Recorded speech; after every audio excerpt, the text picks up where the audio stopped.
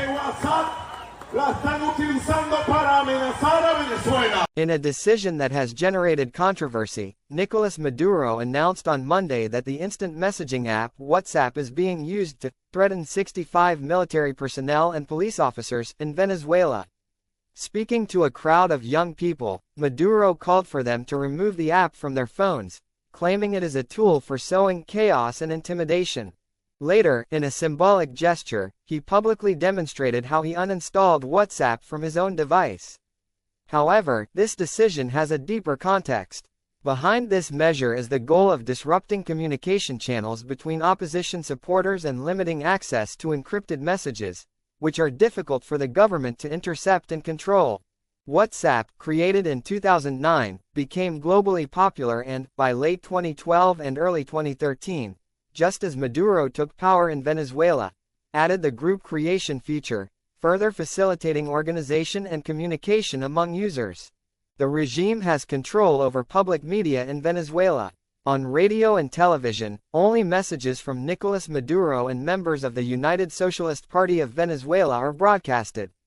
There is no space for opposition voices, with some exceptions on the Globovision channel, where a few interviews with opposition candidates have been conducted. However, these interviews have not included prominent figures such as Edmundo González Urrutia or popular leader María Corina Machado. The lack of plurality in the media reflects the regime's attempt to control information and limit dissenting voices in the country. In a Caracas plastered with Nicolás Maduro's face, it seemed until Sunday that he had no rivals for the presidential election. Walking through the streets, the omnipresence of his image was evident. With traditional communication channels blocked, the Comando Con Venezuela, led by María Corina Machado and Edmundo González Urrutia, turned to social media and WhatsApp to spread their messages and mobilize their supporters.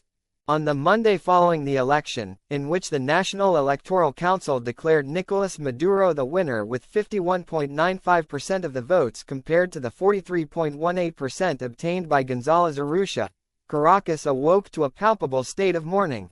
The sky was overcast, traffic was light as on a holiday, and even the Chavismo itself acknowledged that the limited movement in the streets was due to an introspective celebration at home. This atmosphere reflected the deep division and discouragement that permeated the city. In some neighborhoods of Caracas, a spontaneous pot-banging protest began. Videos of this protest quickly went viral on WhatsApp and Instagram, replicating the sounds of the pots. Later, these videos also made their way to TikTok. WhatsApp has become a space where Chavismo has no control. Flyers for María Corina Machado's calls to action circulate freely on this platform, allowing the opposition to organize without interference. After the protests on Monday afternoon, which erupted when the National Electoral Council, CNE, awarded Maduro the certificate of elected president without showing the records and with the opposition also declaring their victory, the regime responded with repression. NGOs have reported 22 deaths due to this violence. Additionally, strict control has been implemented on the streets, even extending to cell phones. Maduro doesn't want WhatsApp because its encryption protocol and popularity have played a crucial role in organizing Venezuelans against the dictatorship. The recent call to migrate voluntarily to other platforms is merely a tactic to impose control and silence dissenting voices. Blocking WhatsApp could be costly for internet providers, who would have to make significant adjustments to their infrastructure, facing high operational costs. Although it is technically feasible to implement this block, the current discourse seems more focused on criminalizing the use of WhatsApp. This strategy aims not only to control communication but also to intimidate those who oppose the regime. Luis Serrano, a human rights and digital rights advocate, highlights that these measures seek to suppress freedom of expression and the right to information in a context of increasing repression. WhatsApp protects our conversations with end-to-end encryption, which prevents eavesdropping unless your device is taken. They want to criminalize WhatsApp because they seek to subject us to government surveillance. In an environment of crisis and censorship, WhatsApp has been crucial for accessing truthful information. Blocking this app favors misinformation and manipulation. The ability to communicate securely and privately is essential to maintaining freedom of expression and access to accurate news. The removal of this tool represents a direct attack on citizens' ability to stay informed and organize.